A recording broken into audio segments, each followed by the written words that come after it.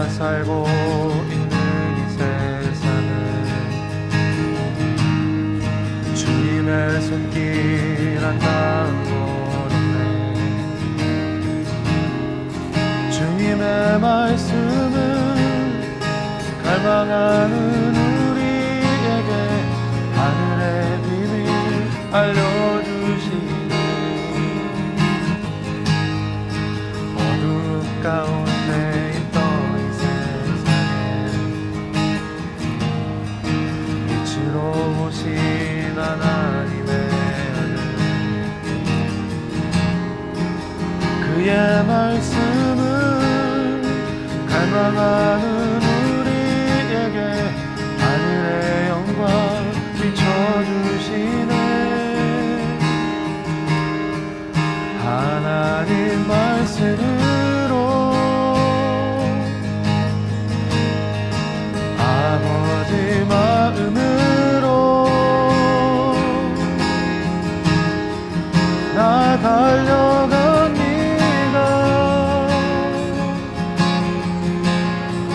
나 돌아갑니다.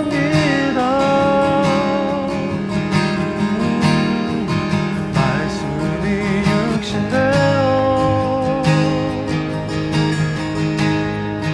말씀이 내 삶 되어 주 나라 이곳에 주님 뜻 내 안에 이루소서.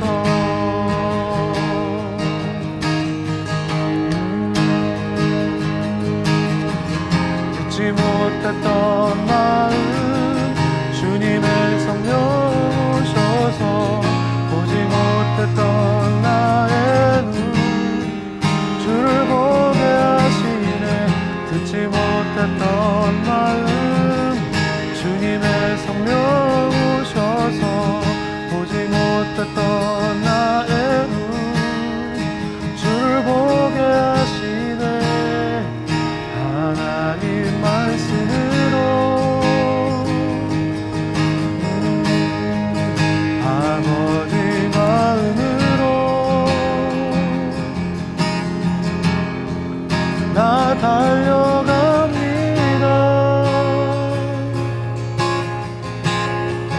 나 돌아갑니다. 오, 말씀이 육신 되어 말씀이 내 삶 되어 주 나라 이곳에 주님 뜻 내 안에 이루소서.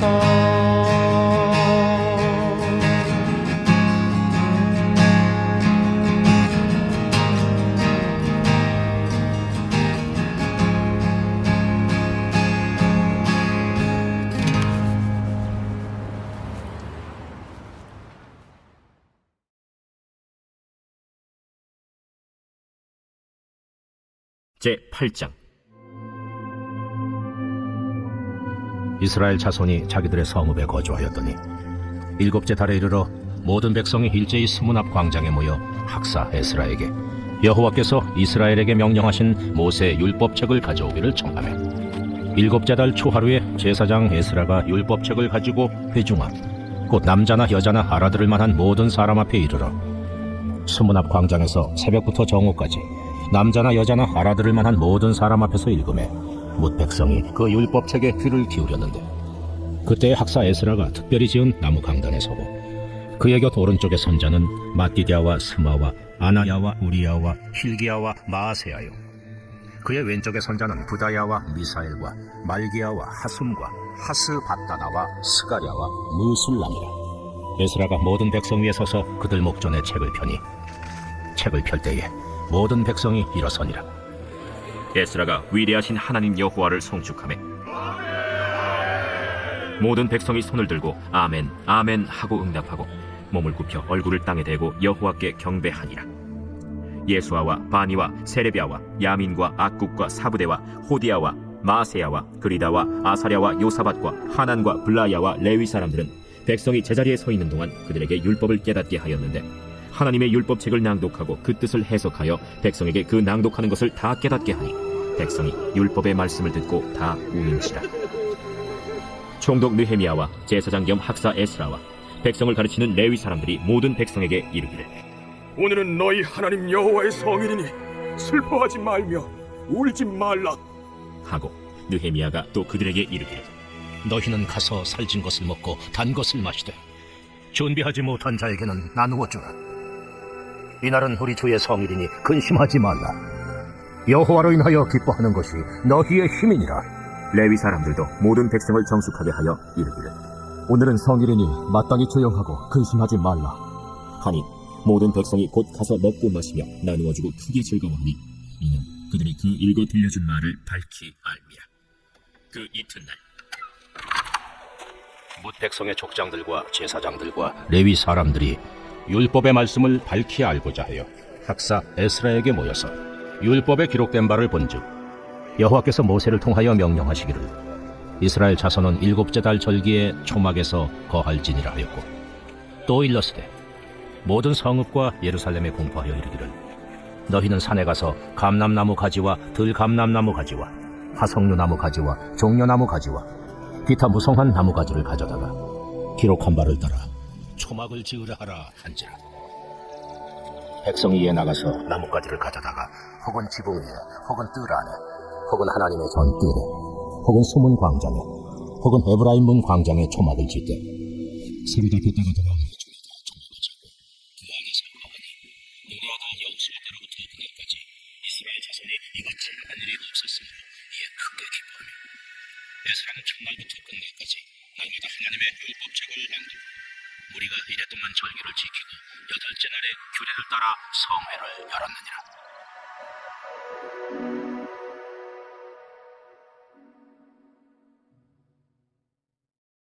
제9장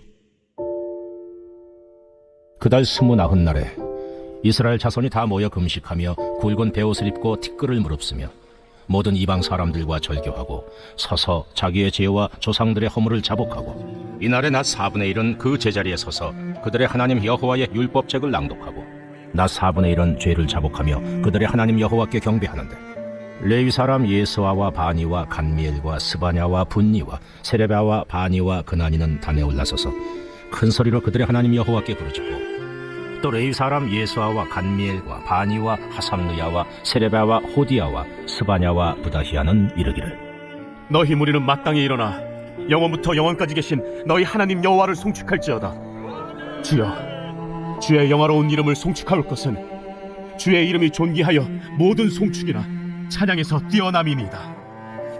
오직 주는 여호와시라.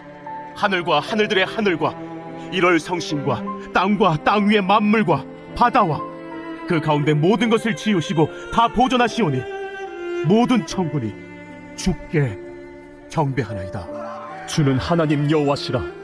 옛적에 아브라함을 택하시고 갈대아 우르에서 인도하여 내시고 아브라함이라는 이름을 주시고 그의 마음이 주 앞에서 충성됨을 보시고 그와 더불어 언약을 세우사 가나안 족속과 헷 족속과 아모리 족속과 브리스 족속과 여부스 족속과 기르가스 족속의 땅을 그의 씨에게 주리라 하시더니 그 말씀대로 이루셨사오매 주는 의로우신 이로소이다. 주께서 우리 조상들이 애굽에서 고난받는 것을 감찰하시며 홍해에서 그들의 부르짖음을 들으시고 이적과 기사를 베푸사 바로와 그의 모든 신하와 그의 나라 온 백성을 치셨사오니 이는 그들이 우리의 조상들에게 교만하게 행함을 아셨습니다. 주께서 오늘과 같이 명예를 얻으셨나이다. 또 주께서 우리 조상들 앞에서 바다를 갈라지게 하사 그들이 바다 가운데를 육지같이 통과하게 하시고 쫓아오는 자들을 돌을 큰 물에 던짐같이 깊은 물에 던지시고 낮에는 구름 기둥으로 인도하시고 밤에는 불 기둥으로 그들이 행할 길을 그들에게 비추셨사오며 또 시내 산에 강림하시고 하늘에서부터 그들과 말씀하사 정직한 규례와 진정한 율법과 선한 율례와 계명을 그들에게 주시고 거룩한 안식일을 그들에게 알리시며 주의 종 모세를 통하여 계명과 율례와 율법을 그들에게 명령하시고 그들의 굶주림 때문에 그들에게 양식을 주시며 그들의 목마름 때문에 그들에게 반석에서 물을 내시고 또 주께서 옛적에 손을 들어 맹세하시고 주겠다고 하신 땅을 들어가서 차지하라 말씀하셨사오나 그들과 우리 조상들이 교만하고 목을 굳게 하여 주의 명령을 듣지 아니하고 거역하며 주께서 그들 가운데서 행하신 기사를 기억하지 아니하고 목을 굳게 하며 패역하여 스스로 한 우두머리를 세우고 종되었던 땅으로 돌아가고자 하였나이다. 그러나 주께서는 용서하시는 하나님이시라. 은혜로우시며 긍휼히 여기시며 더디 인도하시며 인자가 풍부하심으로 그들을 버리지 아니하셨나이다. 또 그들이 자기들을 위하여 송아지를 부어 만들고 이르기를 이는 곧 너희를 인도하여 애굽에서 나오게 한 신이라 하여 하나님을 크게 모독하였사오나 주께서는 주의 크신 긍휼로 그들을 광야에 버리지 아니하시고 낮에는 구름 기둥이 그들에게서 떠나지 아니하고 길을 인도하며 밤에는 불 기둥이 그들이 갈 길을 비추게 하셨사오며 또 주의 선한 영을 주사 그들을 가르치시며 주의 만나가 그들의 입에서 끊어지지 않게 하시고 그들의 목마름을 인하여 그들에게 물을 주어 40년 동안 들에서 기르시들 부족함이 없게 하심으로 그 옷이 헤어지지 아니하였고 발이 부르트지 아니하였사오며 또 나라들과 족속들을 그들에게 각각 나누어 주시매 그들이 시온의 땅 곧 헤스본 왕의 땅과 바산 왕 옥의 땅을 차지하였나이다. 주께서 그들의 자손을 하늘의 별같이 많게 하시고 전에 그들의 열조에게 들어가서 차지하라고 말씀하신 땅으로 인도하여 이르게 하셨으므로 그 자손이 들어가서 땅을 차지하되 주께서 그 땅 가나안 주민들이 그들 앞에 복종하게 하실 때에 가나안 사람들과 그들의 왕들과 본토 여러 족속들을 그들의 손에 넘겨 임의로 행하게 하시매 그들이 견고한 성읍들과 기름진 땅을 점령하고 모든 아름다운 물건이 가득한 집과 판 우물과 포도원과 감남원과 허다한 과목을 차지하여 배불리 먹어 살찌고 주의 큰 복을 즐겼사오나 그들은 순종하지 아니하고 주를 거역하며 주의 율법을 등지고 주께로 돌아오기를 권면하는 선지자들을 죽여 주를 심히 모독하였나이다. 그러므로 주께서 그들을 대적의 손에 넘기사 그들이 곤고를 당하게 하시매 그들이 환난을 당하여 주께 부르짖을 때 주께서 하늘에서 들으시고 주의 크신 긍휼로 그들에게 구원자들을 주어 그들을 대적의 손에서 구원하셨거늘 그들이 평강을 얻은 후에 다시 주 앞에서 악을 행함으로 주께서 그들을 원수들의 손에 버려두사 원수들에게 지배를 당하게 하시다가 그들이 돌이켜 주께 부르짖으며 주께서 하늘에서 들으시고 여러 번 주의 긍휼로 건져내시고 다시 주의 율법을 복종하게 하시려고 그들에게 경계하셨으나 그들이 교만하여 사람이 준행하면 그 가운데에서 삶을 얻는 주의 계명을 듣지 아니하며 주의 규례를 범하여 고집하는 어깨를 내밀며 목을 굳게 하여 듣지 아니하였나이다. 그러나 주께서 그들을 여러 해 동안 참으시고 또 주의 선지자들을 통하여 주의 영으로 그들을 경계하시되 그들이 듣지 아니하므로 열방 사람들의 손에 넘기시고도 주의 크신 긍휼로 그들을 아주 멸하지 아니하시며 버리지도 아니하셨사오니 주는 은혜로우시고 불쌍히 여기시는 하나님이시니이다. 우리 하나님이여 광대하시고 능하시고 두려우시며 언약과 인자심을 지키시는 하나님이여 우리와 우리 왕들과 방백들과 제사장들과 선지자들과 조상들과 주의 모든 백성이 아수르 왕들의 때로부터 오늘까지 당한 모든 환난을 이제 작게 여기지 마옵소서. 그러나 우리가 당한 모든 일에 주는 공의로우시니 우리는 악을 행하였사오나 주께서는 진실하게 행하셨음이니이다. 우리 왕들과 방백들과 제사장들과 조상들이 주의 율법을 지키지 아니하며 주의 명령과 주께서 그들에게 경계하신 말씀을 순종하지 아니하고 그들이 그 나라와 주께서 그들에게 베푸신 큰 복과 자기 앞에 주신 넓고 기름진 땅을 누리면서도 주를 섬기지 아니하며 악행을 그치지 아니하였으므로 우리가 오늘날 종이 되었는데 곧 주께서 우리 조상들에게 주사 그것의 열매를 먹고 그것의 아름다운 소산을 누리게 하신 땅에서 우리가 종이 되었나이다. 우리의 죄로 말미암아 주께서 우리 위에 세우신 이방 왕들이 이 땅에 많은 소산을 얻고 그들이 우리의 몸과 가축을 임의로 관할하오니 우리의 곤란이 심하오며 우리가 이 모든 일로 말미암아 이제 견고한 언약을 세워 기록하고 우리의 방백들과 레위 사람들과 제사장들이 다 임붕하나이다.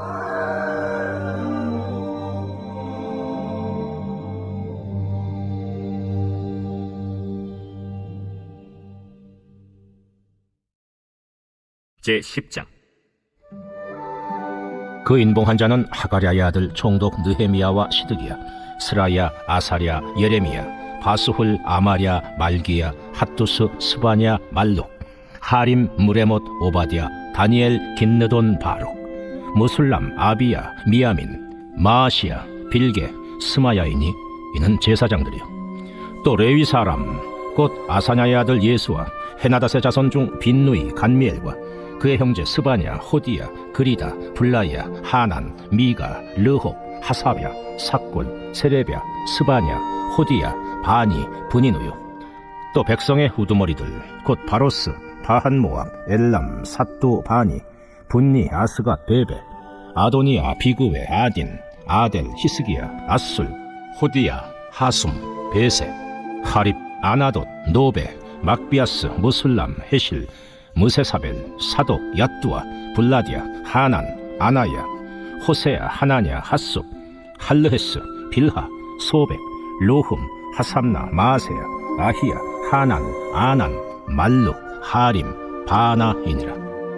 그 남은 백성과 제사장들과 레위 사람들과 문지기들과 노래하는 자들과 느디님 사람들과 및 이방 사람과 절교하고 하나님의 율법을 준행하는 모든 자와 그들의 아내와 그들의 자녀들 곧 지식과 총명이 있는 자들은 다 그들의 형제 귀족들을 따라 저주로 맹세하기를 우리가 하나님의 종 모세를 통하여 주신 하나님의 율법을 따라 우리 주 여호와의 모든 계명과 규례와 율례를 지켜 행하여 우리의 딸들을 이 땅 백성에게 주지 아니하고 우리의 아들들을 위하여 그들의 딸들을 데려오지 아니하며 혹시 이 땅 백성이 안식일에 물품이나 온갖 곡물을 가져다가 팔려고 할지라도 우리가 안식일이나 성일에는 그들에게서 사지 않겠고 일곱째 해마다 땅을 쉬게 하고 모든 빚을 탕감하리라 하였고 우리가 또 스스로 규례를 정하기를 해마다 각기 세겔의 3분의 1을 수납하여 하나님의 전을 위하여 쓰게 하되 곧 진설병과 항상 드리는 소제와 항상 드리는 번제와 안식일과 초하루와 정한 절기에 쓸 것과 성물과 이스라엘을 위하는 속죄제와 우리 하나님의 전의 모든 일을 위하여 쓰게 하였고 또 우리 제사장들과 레위 사람들과 백성들이 제비 뽑아 각기 종족대로 해마다 정한 시기에 나무를 우리 하나님의 전에 바쳐 율법에 기록한 대로 우리 하나님 여호와의 제단에 사르게 하였고 해마다 우리 토지 소산의 만물과 각종 과목의 첫 열매를 여호와의 전에 드리기로 하였고 또 우리의 맏아들들과 가축의 처음 난 것과 소와 양의 처음 난 것을 율법에 기록된 대로 우리 하나님의 전으로 가져다가 우리 하나님의 전에서 섬기는 제사장들에게 주고 또 처음 익은 밀의 가루와 거제물과 각종 과목의 열매와 새 포도주와 기름을 제사장들에게로 가져다가 우리 하나님의 전에 여러 방에 두고 또 우리 산물의 11조를 레위 사람들에게 주리라 하였나니 이 레위 사람들은 우리의 모든 성읍에서 산물의 11조를 받는 자임이며 레위 사람들이 11조를 받을 때에는 아론의 자손 제사장 한 사람이 함께 있을 것이요 레위 사람들은 그 11조의 10분의 1을 가져다가 우리 하나님의 전 곳간에 여러 방에 두되 곧 이스라엘 자손과 레위 자손이 거제로 드린 곡식과 새 포도주와 기름을 가져다가 성소의 그릇들을 두는 골방 곧 섬기는 제사장들과 문지기들과 노래하는 자들이 있는 골방에 둘 것이라. 그리하여 우리가 우리 하나님의 전을 버려두지 아니하리라.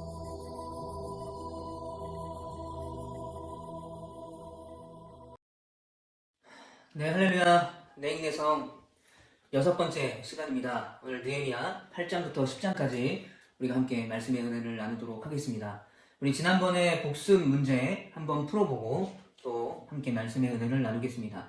자, 첫 번째 문제는 산발락과 도비아의 비아냥거림과 또 그 방해가 있었죠. 그런데 느헤미야와 이스라엘 백성들은 어떻게 반응을 했을까요? 자, 두 가지로 우리가 설명을 할 수가 있습니다. 첫 번째로는요, 느헤미야는 기도했습니다.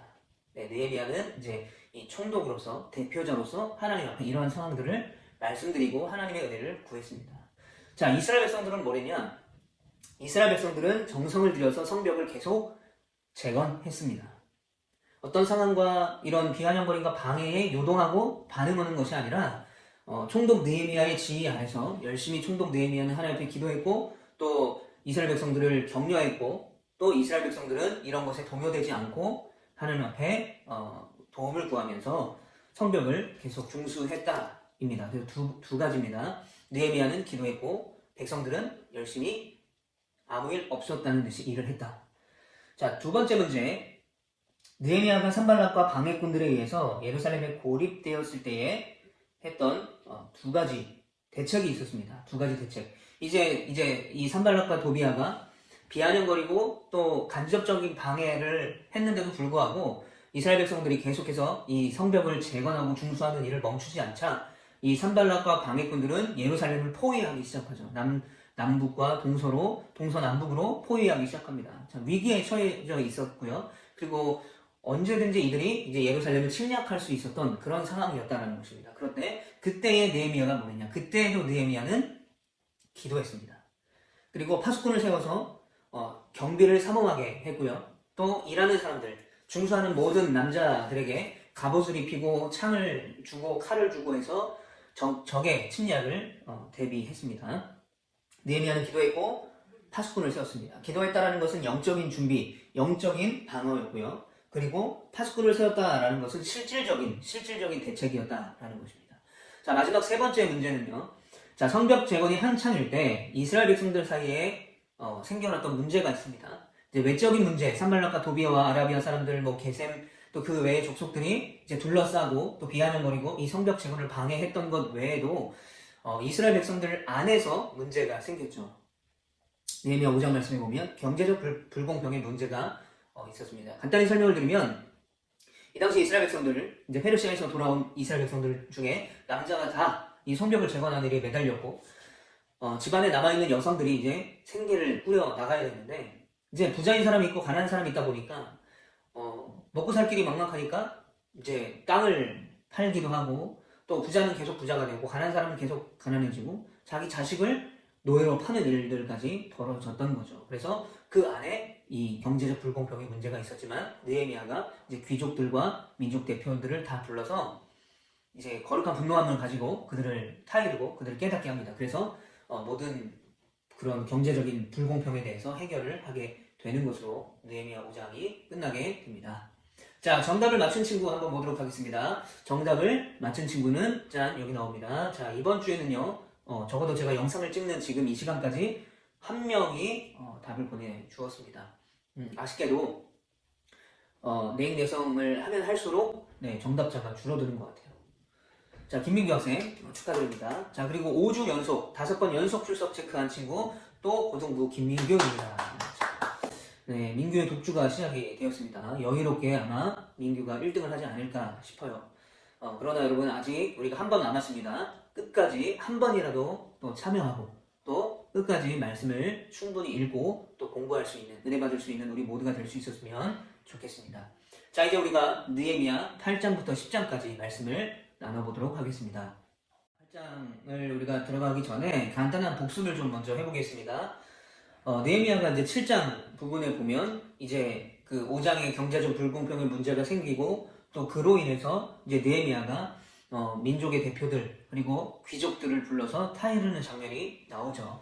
그때 이제 느헤미야가 자기 이야기를 꺼냅니다. 내가 12년 동안 한 번도 총독으로서 당신들이 내는 세금을 가지고 내가 월급을 받아야 되지만 난 세금 걷지 않았다.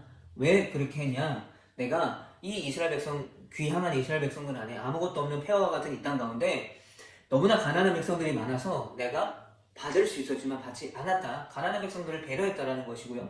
그리고 성벽을 재건하는 이 모든 일들이 하나님을 위한 일이고 하나님께 영광 돌리는 일이기 때문에 나는 그 수고가 당연한 것이기 때문에 난 돈을 받지 않았다.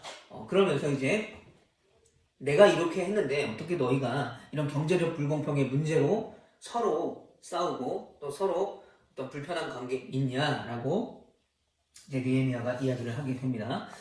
자, 오늘 우리가 읽었던 이제 느헤미야 8장부터 10장에는요, 느헤미야라는 사람은 이제 주인공에서 약간 뒤로 물러나게 되고요. 새로운 주인공이 또다시 등장을 하게 되는데, 그동안에 우리가 봐왔던 사람입니다. 바로 에스라입니다. 에스라가 다시 등장을 해요.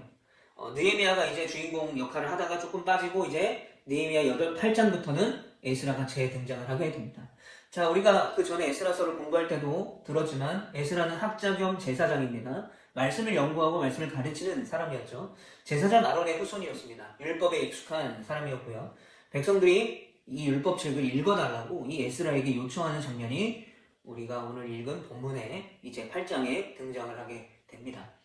자, 그때는 7월 첫째 날입니다. 7월 1일. 이스라엘은 이 7월 1일이 바로 우기가 시작이 되고요. 겨울이 시작되게 되고요. 새해가 시작되는 날이기도 합니다. 왜냐하면 이 7월 전에가 어떤 날이냐면 모든 가을 추수를 끝난 날이에요. 그렇기 때문에 이제 겨울이 오고 우기가 오는 시기가 바로 7월 이후입니다. 그래서 새해를 맞이하는 굉장히 중요한 그 날에 백성들이 모였어요. 백성들이 수문앞 광장에 모여서 제사장이자 학사였던 이 에스라에게 우리에게 율법을 읽어주십시오. 우리에게 말씀을 읽어주십시오. 라고 요청했어요. 여기에 중요한 것이 있습니다. 에스라가 야 너희들 이제 하나님 말씀 들어볼래? 라고 하지 않았어요. 성벽도 재건했고 성전도 다 지었으니까 이제 우리가 하나님의 말씀을 한번 읽어보자. 우리가 한번 하나님의 말씀 들어보자. 이렇게 한 게 아니라 백성들이 에스라에게 하나님의 말씀을 읽어달라라고 요청을 했다는 거죠. 자발적으로 참여를 했다라는 것입니다. 자, 그런데 여기 1절과 3절 말씀을 보면 이들이 모인 장소가 나와요. 수문앞 광장이라는 곳인데 이 수문앞 광장이라는 곳이 굉장히 중요합니다. 왜 중요하냐면 이 수문앞 광장은요, 우리가 이제 여기 여러분들 PPT를 보시면 저 정도 위치일 텐데 저 앞에 이제 광장에서 모였다는 건데 이 수문 앞에는 기온샘이라는 샘이 있습니다. 물줄기가 있어요. 그런데 그 샘이 어디까지 이어지냐면 실로암까지 이어지게 됩니다. 그런데 여러분 이 실로암은 어떤 곳이냐면 성전 제사 때 제단에 물을 뿌릴 때 그 실로암에 모여있는 물, 가둬놨던 그 물을 가지고 성전 제사, 하나님을 예배할 때 썼던 물입니다. 그러니까 그런 거룩한 물이 있는 하나님을 예배할 때 쓰는 그 물이 흐르는 그 수문, 그 앞에서 하나님께 예배했다라는 것은 뭐냐면 하나님의 말씀을 들었다라는 것은 뭐냐면 이제 7월 1일 날이에요. 이 날이 우기가 시작되는 날입니다. 비가 오기 시작하는 날이죠. 그런데 이 이스라엘 백성들은 하나님이 성경에 너희에게 내가 이른 비와 늦은 비를 내려주겠다라고 말씀을 해주세요. 그러니까 이 겨울이 시작되는 7월 1일 이후에 이제 우기가 찾아왔을 때 하나님이 이스라엘 백성들에게 이른 비와 늦은 비를 내려주시지 않으면 이들이 아무리 농사를 열심히 지었어도 농사의 수확물을 많이 얻을 수가 없었던 구조였어요. 그러니까 이스라엘 백성들이 짓는 농사는 자신들의 힘으로 짓는 농사가 아니라 바로 이른 비와 늦은 비를 내려주시는 하나님의 은혜를 의지하는 것이 바로 이들의 농사였어요. 이들이 먹고 사는 방법이었다는 거예요. 즉 이들의 생명, 이들의 먹고 사는 것은, 이들의 인생은 바로 하나님께 달려있다라는 거죠. 그런데 그 수문 앞에 이들이 모였다는 것은 이제 성전도 지었고 성벽도 지었는데 이제 우리의 인생은 하나님의 것입니다. 이제부터 하나님이 우리와 함께 해주셔야 됩니다. 성전과 성벽을 재건하는 것은 외형적인 회복이지만 이제 우리의 심령이 회복돼야 됩니다. 라는 그들의 고백이기도 합니다. 그래서 수문 앞 광장에 모였다? 뭐 여기가 유명한 장소인가 보다 라고 우리가 그렇게 생각할 게 아니라 이러한 영적인 의미가 있구나 라는 것을 여러분이 생각해 볼 수 있어야 되는 거예요.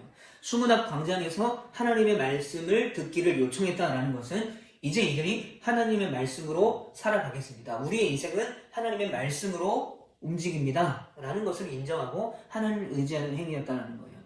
자, 그렇다면 이제 율법책을 읽어줘. 여기서 율법책은 창세기, 출애굽기, 레위기, 민수기, 신명기, 모세 5경을 말하는 겁니다. 이제 에스라가 막 읽어줍니다. 백성들이 말씀을 대하기 위해서 일어났어요. 왜 일어났을까요? 여러분 우리가 유명한 사람이나 나보다 높은 사람이 오면 이렇게 일어나게 되죠. 왜 일어나게 됩니까? 경애를 표하는 거죠. 존경을 표하는 겁니다. 말씀을 읽었을 때 이스라엘 백성들이 일어났어요. 이 말은 말씀을 존경한다는 것입니다. 그 말씀해 주신 하나님을 존경하고 경외하겠다라는 그런 표현입니다. 그리고 이제 에스라가 찬양 앞에 찬양을 올리고 말씀을 읽어줄 때 백성들은 계속해서 아멘 아멘 하고 하나님의 이름을 찬양하고 말씀을 듣고 있었어요. 그런데 문제가 있었습니다. 어떤 문제가 있었냐면 이들은 이제 원래 바벨론이 다스리던 그 포로였고 또 바벨론이 이제 페르시아에게 점령당해서 페르시아가 다스리는 나라에 살던 사람들이었죠. 그러니까 이들은 바벨론 포로였기도 하고 페르시아의 포로였기도 해요. 그러면 이들이 바벨론 포로로 잡혀갔을 때 70년이라는 시간이 흘렀으면 거기서 태어난 사람들도 분명히 있었을 거예요. 고향은 예루살렘이고 유대 민족이었지만 그 바벨론이 다스리는 그 땅, 바벨론이라는 땅에 태어난 사람들이 있었을 거예요. 이 사람들은 바벨론 말을 더 익숙하게 사용을 했을 거예요. 또 페르시아에서 태어난 사람들도 있을 거예요. 그럼 이 사람들은 페르시아 말이 더 익숙했을 거라라는 것입니다. 그리고 그 당시 이제 세계 공용어라고 한다면 지금의 영어처럼 아람어라는 말을 써요. 여러분 패션 오브 크라이스트라는 영화를 보게 되면 그 신약 시대에 예수님이 사용하는 제자들이 사용하는 그 말이 아람어라는 말입니다. 그러니까 이 당시 공용어는 아람어였고 지금 이제 이 성벽을 재건하고 성전을 지었던 페르시아에서 돌아왔던 이 귀향민들의 언어는 바벨론 말이나 페르시아 말이었어요. 모국어였던 자기 고향 말이었던 히브리어는 잘 몰랐던 거죠. 그러니까 에스라가 히브리어로 이 성경을 막 읽어줍니다. 그러나 알아듣지 못하는 일들이 생기는 거예요. 뭐 반은 알아듣고 반은 못 알아들으니까 하나님의 은혜가 잘 느껴지지 않는 거죠. 그런데 이때 그 에스라 옆에 서 있었던 레위인들이 있었습니다. 이 레위인들이 그 말씀을 풀어주는 거예요. 이 에스라가 히브리어로 말씀을 읽으면 그들이 알아들을 수 있는 말로 해석을 해 주었어요. 그러니까 그 말을 알아듣기 시작하면서 백성들이 어떤 반응을 일으키냐? 아멘 아멘 하고 경배하고 막 울기 시작하는 거예요. 처음에 이제 히브리어만 들었을 때는 전부 다 이해할 수 없었기 때문에 제대로 알아듣지 못하기 때문에 반응을 할 수 없었지만 이들이 하나님의 말씀을 제대로 알아듣기 시작하면서 하나님 앞에 울고 회개하며 경배하는 온전한 반응이 일어났다라는 것입니다. 여러분 이런 의미에서 우리가 성경을 공부해야 되고 또 배워야 되는 이유가 여기 있는 거예요. 아무리 우리가 혼자 이 성경책을 열심히 읽는다 해도 우리가 이해 못하는 부분들이 있을 거예요. 그러면 선생님이나 또는 목사님을 통해서 말씀의 의미를 들어야 되는 거죠. 듣고 이게 이런 의미구나. 내가 생각할 때는 잘 몰랐는데 이 말씀이 이런 의미구나 라고 말씀을 깨닫기 시작하는 거죠. 그리고 신앙이 자라기 시작하는 거죠. 그래서 이 내익 내성을 하는 이유가 무엇입니까? 여러분 그냥 성경 읽으세요 라고 하면 돼요. 하루에 한 장씩 읽읍시다 이렇게 하면 돼요. 그런데 왜 이렇게 목사님이 영상을 찍고 이렇게 에스라부터 느헤미야까지 이렇게 힘들게 PPT를 만들고 영상을 찍고 편집하고 왜 이렇게 설명을 하겠습니까? 여러분들이 이 말씀을 읽고 더 잘 알아듣고 은혜 받을 수 있도록 여러분들이 신앙이 자랄 수 있도록 그래서 그렇게 하는 거예요. 그러니까 백성들이 어떤 반응을 일으켜요? 이제 자기들의 모국어가 아닌 이제 자기가 사용할 수 있는 익숙한 언어로 말씀이 들리니까 반응하기 시작하는 거예요. 회개하기 시작하는 것입니다. 왜 회개합니까? 우리의 성전, 우리의 성벽이 왜 무너졌을까? 우리가 왜 포로로 잡혀갔을까? 우리가 왜 이렇게 지금 가난하고 힘든 시기를 보내고 왜 이렇게 도비아와 산발락과 게셈과 아라비아 사람들과 이런 사람들이 이 성벽 재건을 방해하고 지금도 우리를 호시탐탐 노리고 있을까? 왜 그럴까? 그 이유에 대해서 말씀을 듣기 시작하니까 생각이 나는 거예요. 그 이유가 무엇입니까? 이들이 하나님을 버리고 우상을 숭배하고 하나님의 말씀에 따라 살지 않았기 때문이라는 거죠. 그러니까 그게 죄라는 걸 깨닫고 우리가 그렇게 살았다는 것을 깨닫기 시작하니까 울면서 회개했던 거예요. 근데 에스라가 외칩니다. 오늘은 거룩한 날이다. 오늘은 성일이다. 그러니까 너희들이 슬퍼하지 말아라. 너희들이 즐거워하는 것이 여호와를 즐거워하는 것이 여호와를 기뻐하는 것이 하나님으로 인해서 즐거운 것이 우리의 능력이다 라고 에스라가 선포합니다. 그랬더니 사람들이 집으로 돌아가서 음식을 만들고 즐기고 웃고 또 감사하고 찬양하고 또 음식을 차리지 못한 사람들에게 음식을 나눠주고 같이 그 즐거움을 나누었다라는 거예요. 자, 말씀을 듣기를 원했습니다. 그래서 말씀을 듣기를 요청했어요. 말씀을 듣고 이들은 반응하기 시작합니다. 말씀을 깨닫기 시작합니다. 말씀의 은혜를 받았어요. 그런데 거기 그치지 않고 어떻게 합니까? 말씀의 은혜를 나눠요. 전해요. 여러분 우리에게도 이런 삶이 필요합니다. 그럼 요한복음에 보면 이제 사마리아 여자가 등장을 하죠. 예수님이 사마리아라는 지역에 갔어요. 원래 유대인인 예수님은 사마리아 사람들과 상종하거나 사마리아 지역에 머무르면 안 돼요. 그 당시의 정서로서는. 그러나 예수님은 이 사마리아 여자 한 명을 만나기 위해서 사마리아 지역에 갑니다. 그런데 어떤 한 여자가 햇볕이 쨍쨍 비치는 12시에 아무도 물을 길러 나오지 않는 그 유대 근동의 그 뜨거운 날씨에 물을 길러 나왔어요. 예수님이 말을 겁니다. 이 여인이 유대인 남자가 자기에게 말을 거니까 당황하죠. 당신이 유대인이고 당신은 남자인데 어떻게 천한 나에게 말을 것입니까? 그리고 예수님과 대화하는 동안에 이 여자가 이 예수님이 메시아다. 그동안에 우리가 기다렸던 메시아다라는 것을 깨닫게 되니까 어떻게 합니까? 마을 사람을 그렇게 피해서 다녔던 마을 사람들의 눈에 띄지 않도록 그렇게 노력했던 이 여인이 어떻게 됩니까? 물동이 자기의 전부 이 물을 먹지 않으면 목말라서 죽을 수밖에 없어요. 그러니까 하루에 한 번 창피함을 무릅쓰고 남들에게 발각되면 혹시나 돌에 맞아 죽을 수도 있는 그런 위험을 무릅쓰고라도 물을 먹어야 사니까 그 물을 기르러 나왔던 이 여자가 그 물동이를 버리고 마을로 들어가는 거예요. 왜 들어갑니까? 메시아를 만났기 때문에. 하나님을 만났기 때문에. 주님을 만났기 때문에. 은혜를 받았기 때문에. 깨닫게 되었기 때문에 전하러 간 거예요. 복음을 전합니다. 내가 메시아를 만났다. 내가 주님을 만났다. 너희도 와서 봐라. 같이 만나자. 여러분 삭개오 알죠? 네, 삭개오는 온갖 죄를 짓고 살았던 사람이었어요. 남들을 속이고 거짓말해서 자신의 재산을 부풀리던 그런 사기를 치던 사람이었어요. 세리장이었습니다. 여러분 그 당시에 로마가 이 이스라엘을 다스릴 때 이스라엘 지역에서 돈을 가장 많이 걷어서 세금을 낼 수 있는 사람들을 세리장으로 뽑았다는 거죠. 그러니까 세리장은요 어떻게든 수단 방법을 가리지 않고 자기 동족 히브리 사람들에게 이스라엘 사람들에게 세금을 많이 걷어서 로마에 갖다 줄수록 부자가 되고 명성을 얻게 되는 구조였어요. 삭개오가 세리장이었다는 것은 그런 인생을 수도 없이 살아왔다는 거죠. 그런데 그 삭개오가 예수님을 만나고 예수님을 집에 초청해서 예수님과 함께 음식을 먹고 말씀을 나누게 되니까 깨닫게 되니까 어떻게 합니까? 주님, 내가 그동안에 속여서 빼앗은 것이 있다면 4배로 돈을 갚겠습니다. 그리고 내 재산의 절반을 다 가난한 사람들에게 나누겠습니다. 뭔 말이에요? 이제 돈이 중요하지 않다는 거예요. 더 중요하고 정말 중요한 가치인 예수 그리스도를 만나고 나니까 더 중요한 가치인 구원을 발견하고 나니까 돈이 중요하지가 않은 거예요. 자신의 인생에서 가장 중요해서 그렇게 악착같이 고향 사람들의 피를 빨아먹으며 모았던 그 돈도 이제 중요하지 않다라는 거예요. 그 복음이 더 중요해지는 거죠. 나누어 주는 거예요. 복음을 전하는 겁니다. 복음을 나누는 겁니다. 여러분 우리도 이게 필요해요. 우리가 받은 은혜 내 친구들에게 우리 가족들에게 나누어야 된다는 것입니다. 여러분 예수님의 제자들 한번 볼까요? 예수님의 12 제자들은요 예수님이 십자가에 달려 돌아갔을 때 다 도망갔어요. 왜 도망가냐? 2가지 이유가 있습니다. 첫 번째는 무서워서, 두 번째는 예수님이 이런 분이 아닐 텐데 라는 예수님에 대한 기대가 현실과 달랐다는 거예요.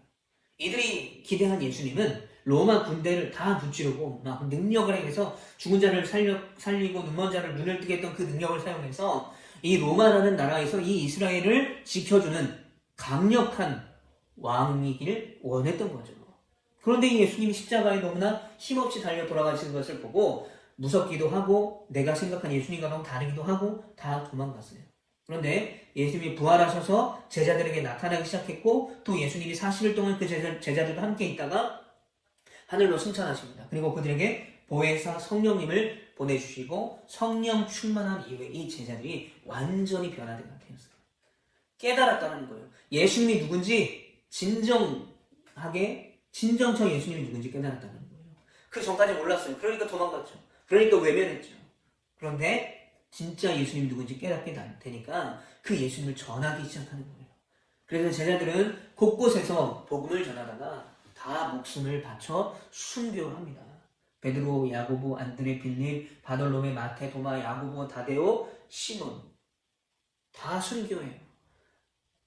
목이 잘려 죽고 또 목 매달아 죽고 십자가에 달려 죽고 창에 맞아 죽고 참혹하게 목숨을 빼앗겨요. 그러나 끝까지 복음을 전해요.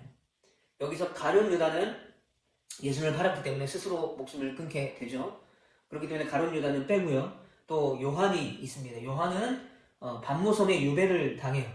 반모라는 섬에 갇히게 돼요. 거기서 이제 평생을 마감하게 되는 거죠. 순교는 당하지 않았지만 그 섬에 갇혀서 살게 돼서 그 섬에서 요한계시록이라는 성경을 쓰게 됩니다. 그리고 이제 가룟 유다가 죽어서 이제 12명의 제자가 한 명이 비잖아요. 그러니까 한 명을 더 뽑았을 때 제비로 마띠아라는 제자를 뽑았는데 이 마띠아도 순교를 합니다. 여러분 왜 이들이 이렇게 목숨을 버렸을까요? 목숨이 아깝지 않아서 있을까요? 아니죠. 이들도 자신의 목숨이 소중했을 거예요. 그런데 왜 제자들이 목숨을 걸고 복음을 전했습니까? 자기의 목숨보다 더 중요한 게 복음이라는 것을 깨달았기 때문에 예수님이 어떤 분인지를 깨달았기 때문에 전할 수밖에 없었다라는 거예요. 여러분 서울에 야마진이라는 곳에 가게 되면 외국인 선교사 묘지가 있어요. 저도 몇 번 가봤는데 이제 거기에 가보면 145명의 선교사들이 이제 외국인 선교사님들의 묘지가 그 안에 있어요. 더 많은 분들이 이 조선, 이 땅의 복음을 위해서 순교하셨겠지만 그 중에서 145명의 선교사님들의 무덤이 있는 곳이 바로 양화진 외국인 선교사 묘원이라는 거예요. 교실이에요. 그런데 저도 몇 번을 가봤지만 이곳에 가면 정말 마음이 아픈 장소가 한 가지가 있어요. 자, 여러분이 사진을 한번 보시면 양화진 한쪽 구석에 아주 작은 조그만 비석들이 이렇게 모여있는 것을 보게 돼요. 여기가 어떤 무덤이냐면 선교사님들의 자녀들이에요. 어린 자녀들, 태어나자마자 죽은 아이들, 3살, 4살 때 죽은 아이들, 조선의 전염병, 풍토병으로 죽은 아이들. 이 선교사님들의 자녀들이 자기 고향도 아닌, 자기가 살던 곳도 아닌 그 먼 땅 조선까지 와서 죽음을 당하게 되었어요. 이들은 자녀들을 죽이면서까지도, 자신들의 죽음을 보면서까지도 이 조선 땅에 복음을 전하기 위해서 헌신했던 선교사님들입니다. 얼마나 안타까워요. 4살, 5살 그 애기들이 조선에 와서 선교사님이 복음을 전하다가 순교하다가 같이 여러 가지 질병이나 여러 가지 상황으로 죽음을 맞이하게 되었죠. 그 묘원에 가면 여러 가지 이제 그 선교사님들의 말들이 써 있어요. 섬기를 받으러 온 것이 아니라 섬기러 왔습니다. 섬기러 왔다는 거예요. 복음을 전하러 온 것이 조선 사람들을 섬기러 왔다. 아펜젤로 선교사님, 테일러 선교사님 이렇게 말합니다. 주님, 길고 긴 여행을 끝내고 이제 나는 안식을 얻었습니다. 하나님 앞에 간다는 거예요. 복음을 전하다 순교하지만 하나님 앞에 간다는 거예요. 제 마음을 굉장히 울렸던 문구가 하나가 있습니다. 캔드릭 선교사님의 이 문구인데요. 나에게 1000개의 목숨이 주어진다 해도 나는 그 모두를 이 조선에 한국에 바칠 것이다. 목숨이 1000개여도 나는 1000번이라도 이 한국에 와서 복음을 전하겠습니다. 얼마나 여러분 위대한 사명입니까? 이러한 분들이 있었기 때문에 조선 땅에 복음이 전해졌고 그 복음이 열매가 맺어서 지금 우리가 천국에 가지 못하고 지옥에 죽을 수밖에 없는 우리가 구원받아서 새 생명을 얻게 된 것 아니겠습니까? 여러분, 우리가 성경 읽고 열심히 신앙생활하고 열심히 교회 다녀서 우리가 얻는 것은 무엇입니까? 내 기쁨, 내 즐거움, 내가 잘되고 성공하는 것, 이게 전부가 아닙니다. 내가 예수를 믿는 것은 내가 받은 은혜를 누군가에게 나눠주는 거예요. 전하는 거예요. 누군가도 나와 같은 그 기쁨을 누릴 수 있도록, 나와 같은 그 행복을 누릴 수 있도록, 나와 같은 그 진리를 발견할 수 있도록 전해야 되는 거죠. 자, 오늘 이스라엘 백성들도 마찬가지였습니다. 동네에 갔어요. 많은 사람들과 함께 그 거룩한 성의를 즐기고 하나님 앞에 찬양하고 감사했다라는 것입니다. 그리고 나서 그 다음날이 되었습니다. 그 다음날이 되었는데도 이 백성을 대표하는 각 가문의 족장들과 제사장과 레위 사람들이 또다시 이스라엘을 또 찾아와요. 왜 찾아왔냐? 더 말씀을 읽어달라는 거예요. 말씀이 더 필요하다는 거예요. 말씀을 더 알고 싶다라는 거예요. 말씀을 더 듣고 싶다, 갈급하다라는 것입니다. 하나님의 은혜가 더 필요하다는 거예요. 그런데 이 날이 뭡니까? 그 전날이 지금 모여서 말씀을 들었던 날이 7월 1일, 날 8절입니다. 그리고 7월 달부터는 이제 7월 10일은 대속죄일로 해서 모든 이스라엘 민족이 다 하나님 앞에 나가 회개하는 날이 있어요. 그리고 그게 끝나면 7월 15일부터 22일까지 15, 16, 17, 18, 19, 20, 21, 22, 8일 동안 초막절이라는 절기를 지켜야 돼요. 우리나라 시간으로는 이제 9월 말과 10월 사이가 되는 것입니다. 가을이죠, 가을.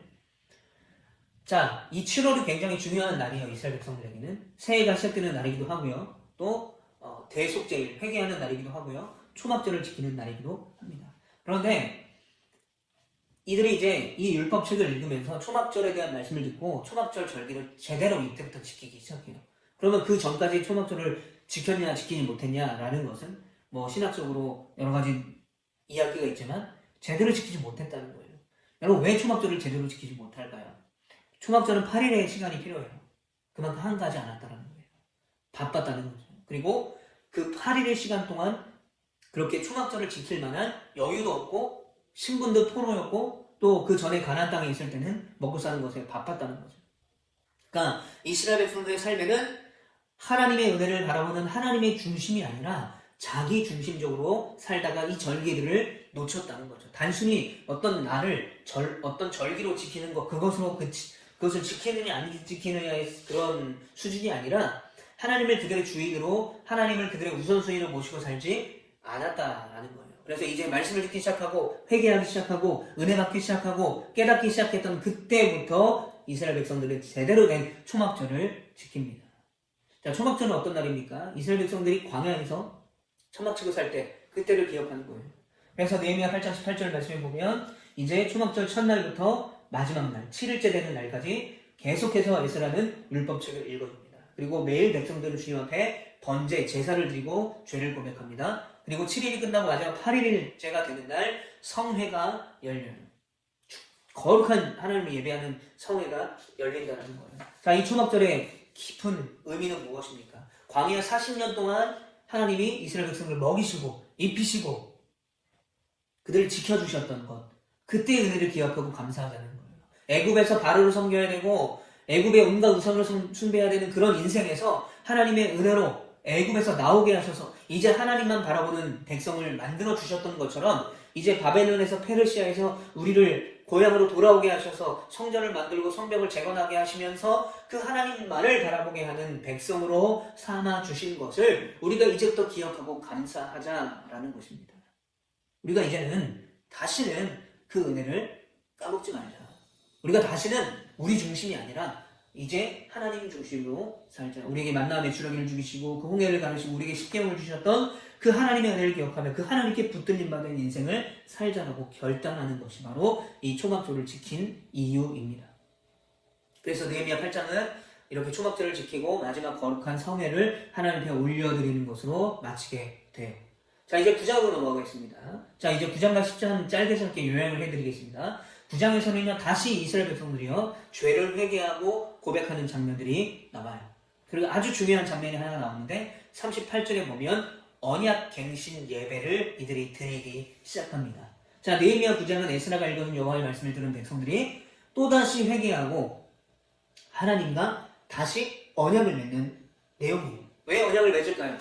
이미 이스라엘 백성들은 아브라함을 통해서 언약을 맺은 백성이었지만 왜 이때 다시 언약을 맺을까요? 이유는 8장에 있어요. 이들이 8장에 새롭게 됐잖아요. 새롭게 하나님을 깨닫게 됐잖아요. 새롭게 말씀을 깨닫게 되었잖아요. 이제부터 우리가 하나님의 말씀을 순종하고 그 말씀을 바라보며 살겠습니다. 결단했잖아요. 그러니까 언약을 한다는 것은, 9장에 언약을 한다는 것은 우리가 이렇게 살기로 결단했는데 그 언약서에 도장을 꽝 찍어서 빼도 박도 못하는 거예요. 이제는 그렇게 살겠습니다라는 것을, 그 결단한 것을 확실하게 보여주는 것이 다시 언약을 맺는 장면이에요. 이것을 언약 갱신이라고 합니다. 딱 계약서를 쓴 거죠. 계약서. 자, 느헤미야 10장에 이어서 계속해서 그런 이야기가 나와요. 그래서 이제 그 언약서에, 언약 갱신을 했으니까 언약서에 이제 지도자들이 서명을 합니다. 자신의 이름을 서명하는 거예요. 서명은 무슨 뜻이에요? 내가 증명합니다. 내가 내 이름을 걸고 증명하겠습니다라는 거죠. 그리고 그 언약에 대한 조항들이 28절부터 39절에 쭉 나와요.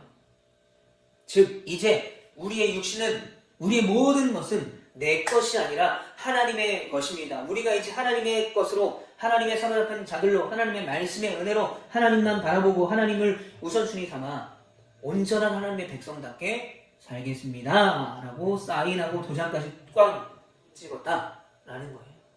이렇게 느헤미야 8장과 9장과 10장이 끝나게 됩니다. 자, 그래서 오늘도 변함없이 세 가지 문제를 퀴즈로 드리도록 하겠습니다. 자, 첫 번째 문제는요, 에스라가 율법책을 낭독할 때 수문 앞 광장에 모였다라는 말이 1절과 3절에 두 번 나오게 됩니다. 그 의미에 대해서 설명을 해주세요. 왜 하필 그 많은 장소가 있었는데 왜 수문 앞 광장일까? 황성동 롯데리아가 아니라 왜 수문 앞 광장일까? 그 이유에 대해서 여러분 답을 보내주시면 되겠습니다. 자, 두 번째 문제는 율법책을 낭독할 때 백성들은 울며 회개했습니다. 그러나 에스라는 기뻐하라고 하면서 이 날은 이런 날이다 라고 말해요. 자, 여기에 들어갈 말은 무엇일까요? 자, 마지막 세 번째 문제. 율법책을 낭독한 다음날 지파별 지도자들 그리고 제사장들과 레위인들이 또다시 에스라를 찾아왔잖아요. 왜 또 찾아왔을까요? 그 이유에 대해서 보내주시면 되겠습니다. 여러분, 이번 주는요, 제가 열심히 영상을 녹화하고 또 했지만 좀 아쉬운 날이에요. 왜냐면 출석 체크도 한 명밖에 안 했고 퀴즈도 한 명밖에 안 맞춰서 참 좀 슬퍼요. 외로워요. 그러나 이제 여러분 이제 한 번 남았습니다. 마지막 한 번 남았어요. 다음 주 느헤미야 11장부터 13장 한 번 남았는데 여러분 끝까지 최선을 다해서 이 내성에 참여하시고요. 느헤미야 52 프로젝트를 통해서 성벽 재건과 성전 재건을 하고 그들이 이제는 하나님의 법대로 하나님의 옥선을 놓고 살겠습니다라고 결단했던 것처럼 우리도 그렇게 변화되었으면 좋겠습니다. 그러기 위해서는 여러분 성경을 읽으셔야 돼요. 에스라서와 느헤미야서를 읽으셔야 돼요. 영상을 보고 말씀이 어떤 내용인지를 여러분 아셔야 돼요. 공부하셔야 돼요. 그러기 위해서는 열심히 영상을 보고 참여하는 우리 친구들이 되길 바랍니다. 자, 기도하고 마치겠습니다. 사랑의 하나님 감사드립니다. 내인내성 6번째 시간입니다. 지금까지 지켜주시고 인도하신 주님 감사드립니다. 우리가 말씀을 읽고 말씀을 깨닫고 말씀을 알아가며 우리의 모든 우선순위를 하나님 앞에 드리며 하나님 온전히 예배하는 예배자가 되어질 수 있도록 하나님 함께하여 주시옵소서. 더 많은 친구들이 출석을 체크하게 하시고 더 많은 친구들이 답을 보내게 하시고 더 많은 친구들이 성경을 읽게 하셔서 우리 중고등부가 이 느헤미야가 성벽을 재건하고 성전 재건해서 이스라엘 공동체가 하나님의 자녀가 된 것처럼 우리도 그렇게 이 코로나19 가운데 회복되어질 수 있도록 인도하시고 우리 친구들 건강과 또 모든 상황 환경을 지켜주시고 오미크론 바이러스로부터 안전하게 지켜주시고 인도하여 주시옵소서. 예수님의 이름으로 감사하며 기도합니다. 아멘. 감사합니다. 우리 하나님께 감사하겠습니다.